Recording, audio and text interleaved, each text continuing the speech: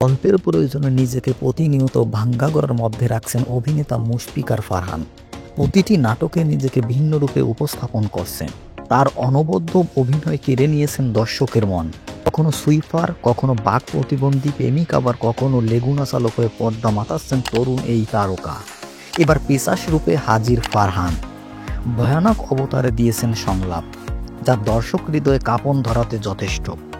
নাটকটির নাম পিশাচ। 1 মিনিট 49 সেকেন্ডের টেইলার জুড়ে ফারহানের চমক জাগানো উপস্থিতি, সঙ্গে রয়েছে দুর্দান্ত ব্যাকগ্রাউন্ড মিউজিক। এক মুহূর্তের জন্য মনে হতে পারে কোনো সিনেমার টেইলার। নাটকের এই খণ্ডাংশে মুশফিকার ফারহানকে দেখা গেল দুটি ভিন্ন রূপে। একটিতে তিনি নিরেট প্রেমিক, ঘুরিয়ে ঘুরিয়ে চলেন, পছন্দ করেন কিয়া পায়েলকে, এক পর্যায়ে বিয়েও করেন ফেললেন। আর অন্য ভূমিকায় তিনি ভয়ানক সন্ত্রাসী। ব্যতিক্রম এই চরিত্রে অভিনয় অভিজ্ঞতা জানিয়েছেন মুশফিকার ফারহান।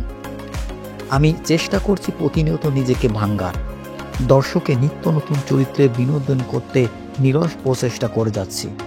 এই কাজটি অনেক বেশি চ্যালেঞ্জিং ছিল, কেননা এর মধ্যে নেতিবাচক ব্যাপার আছে। আমি আমার জায়গা থেকে শতভাগ চেষ্টা দিয়েছি। আশা করি দর্শক ভিন্ন কিছুতে দেখতে পাবে।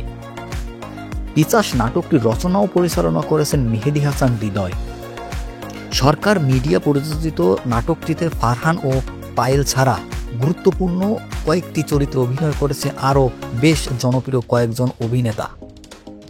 এদিকে গত ভালোবাসা দিবসের একটি নাটকে অভিনয় করে ব্যাপক আলোচিত হয়েছিলেন মুশফিকার ফারহান। নাটকটির নাম হৃদয় মাজারে। আপনারা অবশ্যই এই নাটকটি দেখেছেন।